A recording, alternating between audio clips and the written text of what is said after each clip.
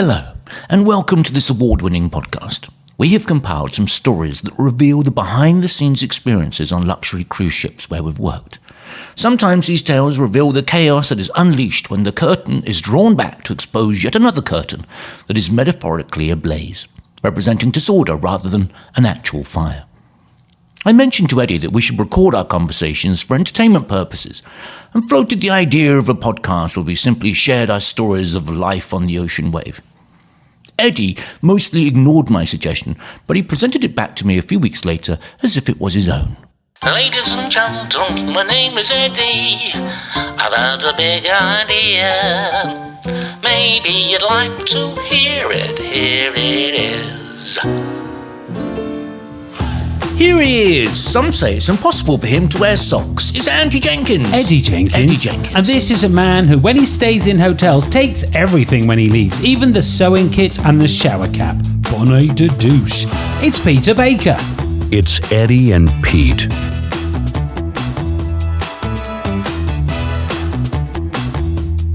Welcome. This podcast is presented by that guy over there. Hi. And me. That guy over there. And hopefully we're going to have some fun talking about cruise ships and what's going on with cruise ships. And we are going to try and pack every podcast with fun stuff for you to listen to. Today on the podcast, we are going to be talking about the hardest job on a cruise ship, even getting the job on a cruise ship. And it's an exciting time to be in the cruise industry, isn't it? It is exciting, isn't it? So it's a growing industry. I'm always amazed how many new cruise ships are coming out. You think, surely they've got enough cruise ships. Apparently not. There's a bunch of cruise ships coming in 2026. Royal Caribbean have got the Legend of the Seas. The next in there, Norwegian are launching a cruise ship. MSC have got MSC World Asia. Now, I was on the inaugural of MSC World America last year. Well, look at you. Yes, and that was absolutely brilliant. I assume this one's going to be fairly similar to that one. Mindshift have got another ship coming out. Explorer Journeys, I was actually on the inaugural of Explorer 2. Those ships are incredible as well. So Explorer 3's coming out. Seven Seas have got Viking have got one coming out, I think. There's so many cruise ships coming out. I think the Four Seasons, the much anticipated Four Seasons is coming out as well. Oh, yes. So many cruise ships. In fact, I looked this up. This is incredible. There is one cruise ship being launched every single month for the next 7 years on average. So there's in the next 7 years, almost 100 cruise ships coming out. It's just incredible how the industry is growing and growing and growing, isn't it? That is incredible. Incredible. So this is a great time to be part of cruise ships. And if you're into this niche of talking about and listening about cruise ships, then you might have just found a little home for the next 30 minutes or so. Hi. Is there a job on a cruise ship, a different department, let's say, that you wouldn't be able to do if it was you? All of them. Literally all of them. I look around at the environmental officer. I look at guest relations. The idea of standing at guest relations with people firing all sorts of things, like the breadth and depth of questions. I don't think people appreciate the amazing people on guest relations that literally 24 hours a day, 7 days a week, They're working, and they are literally expected to know every single thing about the entire cruise ship. It's an impossible job, and they do it with a smile on their face. People let their emotions get the better of them sometimes. And I get it, because, if you're suffering from some issue that maybe you've lost the luggage, but it's not the cruise line usually that loses your luggage, it's the airline. Right, And right. And I understand that, with millions of bags going around the world, occasionally bags are going to get lost, but it's not the poor person at the cruise ship guest relations desk's fault. And there are people who literally spend the first few days. Do you know this? There are people that literally spend the first few days of a cruise trying to locate all the lost luggage and get it to the ports. Right, yeah. And that's an incredible job that the cruise line takes on, which really, it's kind of not their responsibility. You showed up without your luggage, not their job to find. And yet they do. They get on the phone to the airlines and they're brilliant at it. And they have to hold. And we don't have a special secret number that we can get through and say, hey, Bob, Nancy and Eric have lost their luggage. Can you get it to me in St. Martin in 2 days' time? No problem. No, they have to wait online and they have to sit on hold for ages, and they have to explain who they are and they have to find where the luggage is. And have you got air tags? Do you use air tags? I have got air tags, but I don't use them now. I've never had a problem with my luggage, but I'm always worried about it, especially when I've got some important things in there. And I've always been lucky, actually. Well, what I hope is then in the next year, your luggage does go missing and we can come back to this and say, see, should have used your AirTag. I use AirTags now. You do? But what I do is, this is a little life hack for you, you're welcome, is that when I'm not using them, I disconnect them, sort of take the batteries out. Right. Because okay. the batteries will last for, 7 or 8 months continuously. But at the end of a trip, you just literally switch them. Rotate the top thing. I never even thought about and it. it'll disconnect, and then they should last. 10. I've got 10 AirTags running for a year. They're just on my car keys, so I know where my car keys That's are. a good idea. Why do you lose your car keys? No, my son does. Anyway, so guest relations, unbelievably hard job, and they do a Very. wonderful job with the luggage. The customers, the guests, they assume we've been doing the same run over and over, and why don't we know the answers to this? But a lot of cruise lines are trying to alter their itinerary so you don't get the same ports over and over. Yes. So you can go back to back. You can book another cruise and you can do them all back to back. Yes. In which case it doesn't feel like you're repeating, you're going somewhere new all the time. Yes. And so sometimes the crew are going to these ports for the first time. In your contract, you're not necessarily going to them over and over and becoming an expert. You are just doing it as a one-off. And I think guests don't realise that when they come up and the look on your face. They ask you a question, how far is the train station from where we dock? And you look at them like, this is the first time we've been here. Ever. Yeah. I mean, we did the run. We did the run on the ship where we went from Alaska. You did this, right? The way you go from Alaska all the way over to Asia. So you do the Alaska run. Yes. Then when you're repoing, you're repositioning. When you do the first repo cruise, you're going Alaska to Hawaii, right? Yeah, yeah. Then from Hawaii, you're going to Australia. So you go to those French. You can spend like about a week going around the islands in Hawaii. Yeah. Yeah, and then you head off. So Alaska, so if you, at the start of that, so you do Alaska for a week. Let's say you're doing the very final week of Alaska. Yeah. 7 days in Alaska. Then you do the repo cruise to Hawaii, which means it's at least 5 days at sea over there. Then you spend a week going around Alaska. That's almost 2 weeks there. So now we're up to 3 weeks. Then you're going to do Hawaii over via French Polynesia, which is... That's about 5 sea days to get across there. Yeah. And then we do, 3 islands, Bora Bora. They're amazing. But they're one-offs. Moorea, Papeete, and I don't think the big ships go to Bora Bora anymore. But then you got another bunch of days with the international dateline. Then you get to New Zealand, right? Then you go to Auckland or somewhere around there, and then you go across. It takes another couple of days to get to Sydney. That's another 2 weeks. So now we're up to about 5-6 weeks. And then if you're carrying on to Asia, then you're going up to, I think it's Hong Kong. So you're going up around to Hong Kong, and then another 2 weeks up to Singapore. That's like 2 months of constant repositioning where you are not going to the same place twice. And people come up to you, like you say, and go, what's the best place to get gelato in Hokkaido? And you're like, I don't know. I got here with you. We all came together. We're here, And I think people don't always appreciate that. And those repositioning cruises are great cruises, aren't they? I think people are worried about being on a cruise ship, having so many sea days. I think because so many itineraries, you're not going for the sea days, you're going for the ports. Yes. And on this, you do get to see new ports, but there's a lot of sea days on that, right? And I love it because everybody comes out, everybody's really in a good mood. They come to all the presentations in the theatre, so the theatre we packed every day.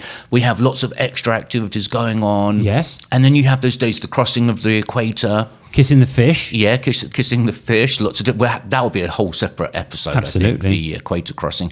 Also, there was the dateline. You said about the international dateline. When you cross that, you either miss a day or have the same day again.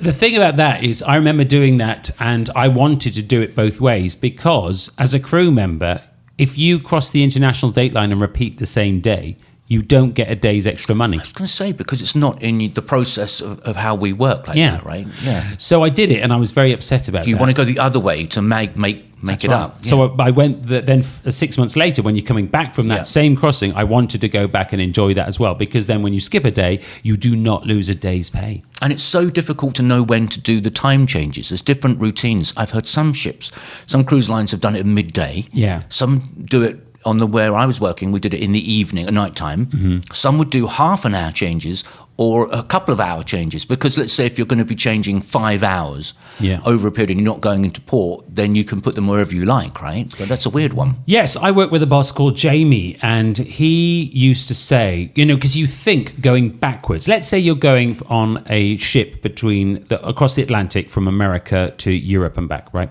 So if there's a 5 hour, for example, time change, you would think that going forward is more brutal, right? Because you're losing an hour of sleep every night. And that is difficult for the crew to lose an hour of sleep every single night. Mentally as well. Yeah, assuming you're doing it at, say, 2 a.m., right? But Jamie used to say that actually the other way was just as bad because it ruins you because you get that hour of sleep, but then all of a sudden you're waking up at stupid times. Yeah, waking up early. You've had an extra hour. You've got to put an extra hour in every day, right? It's not just at sleep. And then, of course, then you wake up and you're like ready for breakfast at like 3 a.m. in the morning, which is difficult as well. They can play. How did you cope with them? Were you all right? Are you all right with them? No, it's difficult. I think it's a mental thing. I do prefer the idea of an hour back. I love it. If we have an hour forward at any time, I'm only thinking, well, at least I'm going to get the hour back. And if for some reason you don't get the hour back because, let's say, the local time has changed, then you always feel like you've missed out and you've lost an hour back. It's such a lovely thing. But then I don't end up going to sleep. I just stay up later. They can be tough on the crew, the hour back and hour forwards, especially if it's happening on an embarkation day. So embarkation day is very, very busy. Very tiring for the crew, moving the luggage, etc., getting everything clean and ready for the new cruise. And so then to go to bed and lose an hour of sleep going into what is normally a sea day, second day of the cruise, that's quite difficult for them, isn't it? It is. The crew do an incredible job. They really do. They really do. The front desk, the guest relations team, who that is the job I couldn't do, right? They really do handle it. But there's one thing I don't know. Do you realise this? They have a lost and found section. So if you lose something on the ship anywhere, outside of your cabin, obviously if it's in your cabin, you probably get your stateroom attendant, they'll probably find it for you. But if you've lost something, like you put your glasses down or your phone down, and you've walked off, you've forgotten, and you come back to find it and it's not there, what happens is when we clean the venues, when I say we, that's the royal we, that means I'm not the person doing that. But you don't help with somebody picks that up and they'll take it to the guest relations team, and they will put it in an item place at the side, which is their lost and found. Now, what happens to that lost and found stuff? I mean, is that just up for grabs at the end of the cruise? Do the crew get to pick through it? I wish. No, they're not allowed. It's very strictly guarded, and people have to, people would get in a huge amount of trouble if they just said, oh, those Ray-Bans look nice. No, it's not going to happen. So they get kept to the side, and then at the end of the cruise, and this happens with things that people leave in their staterooms at the end of the cruise, the amount of WhatsApp and Facebook messages I would get saying, hi, had a great cruise. I left my shoes in cabin 1014. Can you go and get them for me and post them to me in Kennebunkport or wherever they live?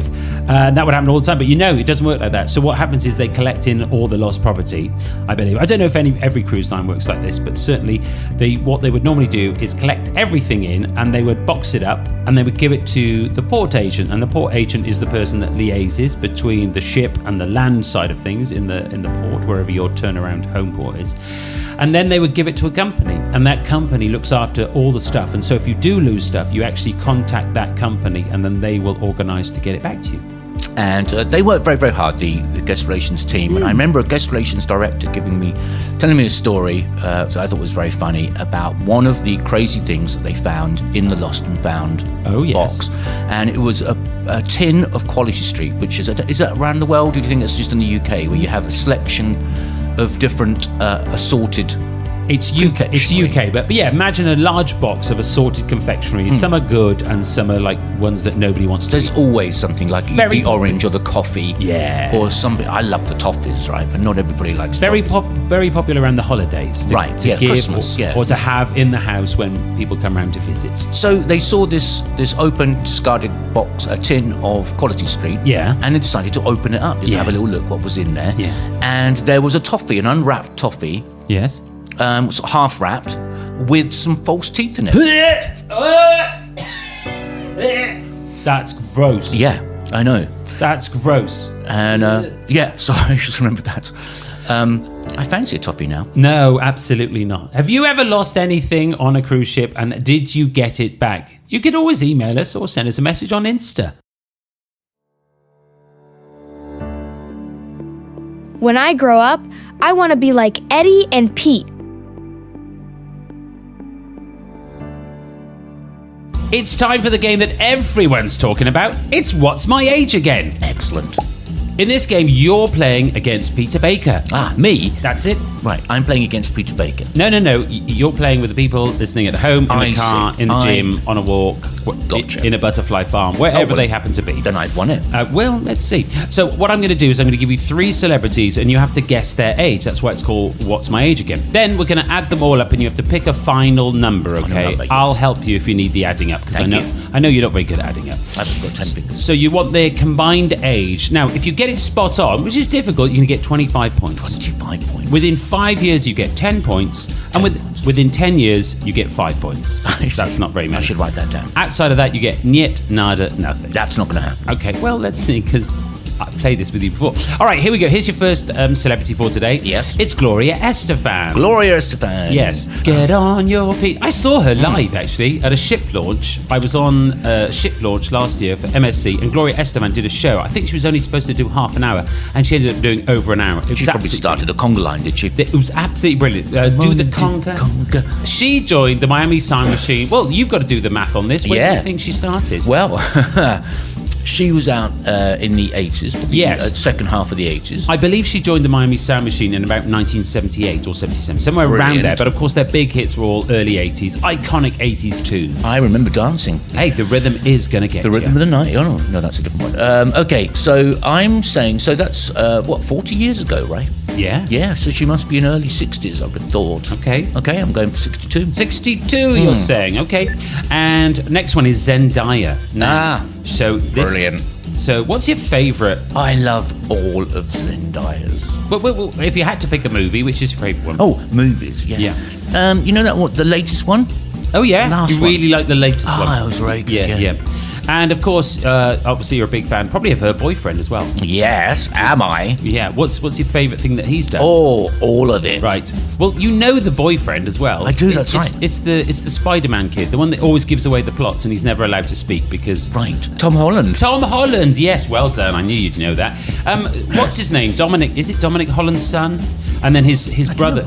Tom Holland's brother is a chef. I saw him on TV a few weeks ago. Yeah. So Zendaya, and they've been a couple now for a few years, I think. And how old do you think she is then? Well, I'm a big fan. Yeah.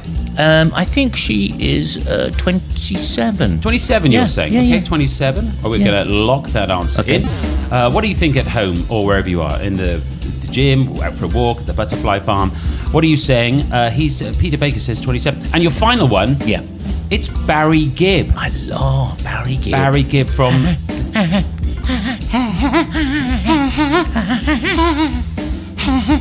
You can. Brilliant. Barry Gibb from the Bee Gees, of course. Of course. From the Bee Gees. Well, did you see the interview with Clive Anderson years ago? Yes. Where they got upset and walked off? Yes. That was a good one, wasn't it? He called them a couple of... there's something about... They used to be in a group called the Tossers or That's something. right, And he says, you've always been Tossers to me. Watch it. Yes, Barry Gibb. Barry Gibb. A remaining member of the Bee Gees. I'm going to say 79. 79, you're saying? Yeah. Okay, so all of those added up. Let's add them up because I know you're not very good at the adding up bit. So 79 for Barry. Zendaya, you said, was 27. 27. And then you said for Gloria Estefan, you said she was 62.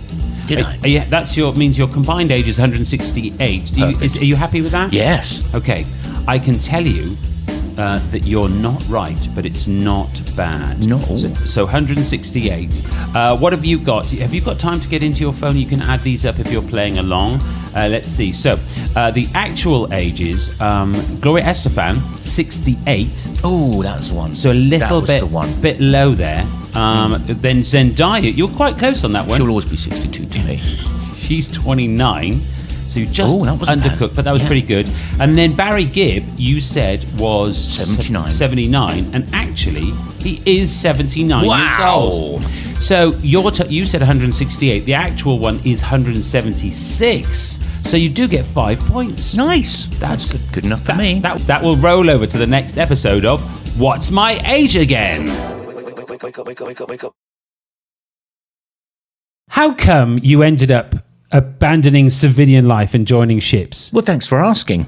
I actually, in 2009, was in a little dilemma because I was hosting corporate gigs and they all got cancelled because of the financial crash.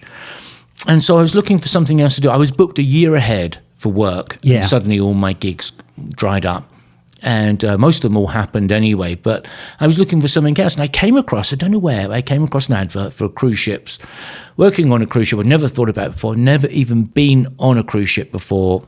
And I thought, you know what, I'll give that a go. I'll go away and do one contract. And I stayed ever since. That's so weird. That's exactly the same. In a way, it's not at all like what happened. So you have no story to tell? No, I do, in the fact that I'd never been on a cruise ship before. You know, I had never been... I've been on a ferry back and forth to France, you know, when I was a kid. I've done a ferry. But I've done a ferry. Didn't count a ferry. I'd never been on a cruise, you know. As a child, I never went on a nice luxury cruise. You know, my parents didn't love me.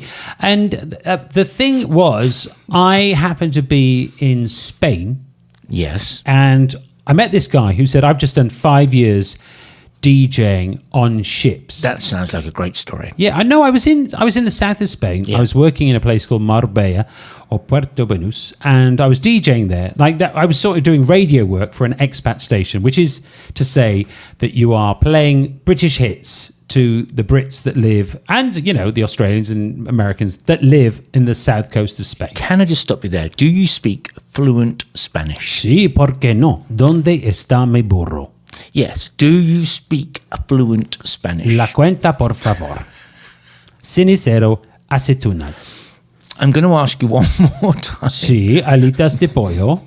Sí. Do you speak fluent Spanish? La piña es muy cara. Because I feel like you're just giving me little sound bites in Spanish that are meaningless in a conversation. Well, let's see. Okay. So I'm working in the south of Spain. I'm on the radio in the daytime, and nighttime I'm in a nightclub and playing all the hits and making the memories. That's what I did, and a lot of fun with, you know, large beverages, which were 50-50 alcohol and mixer. Now, when is this? This is 2005, 2006? This is, 2006, 6 into 2007. And I was having a wonderful time. And I used to go outside and sit outside the bar every night. I just have a chat to the DJ next door, a guy called Kev Jr. Brilliant guy, awesome. And one night, and everybody used to work pretty much 7 nights a week. It was one of those sort of resorts. Yeah. And one night I go outside and I take my drink. I invented a drink called a party in a glass. You invented a drink. I invented a drink called a party in a glass, which was basically cider and black with a straw in it. And I went outside to sit, and Kev didn't show up, this other fella. Now, to this day, I don't know the guy's name. I couldn't tell you what he looked like, but he sat next to me. He went, "Oh, I've heard you're Eddy." And Kev said, "Have a chat to you before we start work. It'd be great." He says, "You always come out and have a little beveragino." And I was like, "Great, let's have a chat." And I said, "So where are you coming from as a DJ?" He said, "I've just spent 5 years DJing on ships." And I was like, "Doing what?" He says, "As a DJ." I was like, "For what?" And he said, "Well, people dance." I was like, "Don't people fall over if they're dancing on a ship?" And he looked at me like I was an idiot. Not the first time. A bit like you're looking at me now. Mm-hmm. And he said, no. You know, they're big, heavy cruise ships. They weigh like 100,000 tons or something. And people don't fall over and they have a jolly good time. And literally, it was like a light switch. I was like, that's what I want to do. I want to sail around the world and get paid to DJ. And I walked into work next day, and my boss, who was a mate of mine called Tim, and he said, "Absolutely, I support you." So I thought, how do I get a job on cruise ships? I had no idea, I had no connections. But a guy I'd worked with, a guy called Ian Hamilton, he basically I went for a drink with him coincidentally, and he said, I know this guy that does work for cruise ships. This already sounds like a bad... No, it was really good. And he said to me, he said, "You come from Cardiff. I can hear a little bit in your accent. Did you know a girl called Beth?" And I said, "Yes, I know Beth." And he said, "Oh, fantastic."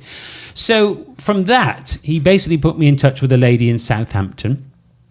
And she put me in touch with cruise ships. And I applied to everyone. I applied to all the cruise lines, every single one of them. And basically, the people that got back to me was Royal Caribbean. And they said, "We're going to do a phone interview." Now, bearing in mind, like you said, this was back in 2006, 2007. Very different. And different different world. Different times. Mm-hmm. You know, we had electricity, but not a lot else. And they said, "We're going to do a phone interview." And you know, they didn't ask me for a mixtape. They didn't ask me for a list of songs that I would play on the 70s night. Yeah, they didn't ask for anything like that. They didn't ask for I don't think YouTube was a thing then. So they didn't ask me for like, how would you do some mixing? Literally, I got on a phone call, and this is how this is genuinely how this interview went. I'm sure it's come along come on a long way since then. But this is how it went. So the lady, and excuse my American accent, but I need to distinguish between the two voices. I can't wait. So the lady says, well, Eddie, it's great to talk to you. We're so excited about this potential of you working for Royal Caribbean. Eddie, I want you to do me a favor. Imagine you're in the nightclub, Eddie, and you're playing a song, but people don't enjoy it. They just stop dancing. What would you do in that situation? And I said, I don't know. Play a different song. And she said, that's brilliant. You have a job. What? That was literally it. She went, you have a job. And I was like, okay, great. And she got excited and I got excited. And she said, Eddie, could you be in Galveston by Sunday? And I said, yes, I can. And then she hung up and I hung up without any more questions. I didn't have any more details. I had no idea what was going to happen. And I remember turning to my dad and saying, Dad, do you know where Galveston is? I had no idea where it was. I don't think I have. I still don't have an idea. So Galveston is in the great country of Texas. And I joined a Royal Caribbean ship called the Rhapsody of the Seas. And I stayed for 6 months and I absolutely loved it. I had friends that I still have to this day, some wonderful people I left. And if it hadn't been for these weird meetings, this serendipity, the guy sat outside the bar in Spain and a guy that I'd worked with called Ian, who knew this guy that knew somebody I was friends with when I was a kid. And it was all these lucky things. I stumbled into cruise ships and I can't believe to this day how lucky I've been. It's an incredible experience, and the people you meet on cruise ships, not only do they work very hard, but they are friends for life, right? You have experiences that you've had together. Somebody I worked with on my very first contract, they had a really interesting story. I really love this. So a Canadian from Toronto. Have we told you this story? I don't think so. And you submit a resume to agencies. Well, that's what I did on the first time. You go through an agency and then you wait to hear back and they let you know who's interested. And he was hearing nothing back, so he was quite getting agitated and he decided to take matters into his own hands. And he also worked for FedEx part-time. Okay. But he had a uniform. So he took that uniform and he flew down to Miami, where all the head offices are of the shipping companies, the cruise ship companies. Yeah. And he put his FedEx uniform on, and he went into a florist, bought a bouquet of flowers, and then went into the head office. And he asked to speak to the CEO and president of the company, and they directed him straight to their office. And he went in there, and it was a great idea, but they weren't in the office. Yeah. So he left this bouquet of flowers in the office, and inside the bouquet of flowers was a shoe, and inside the shoe was a note saying, I just wanted to get a foot in the door. Oh, smooth. Smooth indeed. He had a job by the time he got back on the plane. And I worked on his first contract, and he was brilliant. He brought so many new ideas to cruising and working on a cruise ship. I think he ended up directing a theatre in Toronto and other things, and TED Talks and things like that. Can we get some free tickets? Yeah, I'll give him a call. It is time for the Big Top 10. The Top 10. And today it's my strongly anticipated soft drink top 10. At number 10, you've got Iron Brew. Made in Scotland from Gurders. At number 9, you've got Tango. Oh. You've been tangoed. To number 8, you've got Fanta. Similar to Tango. Very similar. Number 7, you've got root beer. You don't know. Number 6, you've got ginger ale. Do you know what root beer even is? Number 5, you've got cream soda. Number 4, Dr. Peppers. What year is this? Number 3, we've got the Sprite. Number 2, Pepsi Cola, the first US consumer product sold in the Soviet Union. Wow. And at number 1, you'll never guess, Coca-Cola. Basic, but a classic. In every sense of the word. If you've got thoughts on the top 10, why not send us a message? Not send us a message as in put a horse's head in our bed. I mean, as in get in touch with us on the socials. Cheers.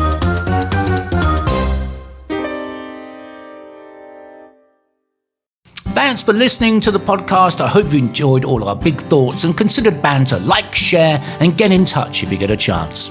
Leave a review, it really does help. You can also email us if you'd like to get in touch, eddyandpete@gmail.com. That's Eddy with a Y and Pete with a P. You can also follow us on socials, Eddy and Pete on Insta and thefacewebbook.com. All views in this podcast are irrelevant and belong to nobody. This has been a proud production of Eddy and Pete Productions. Love you.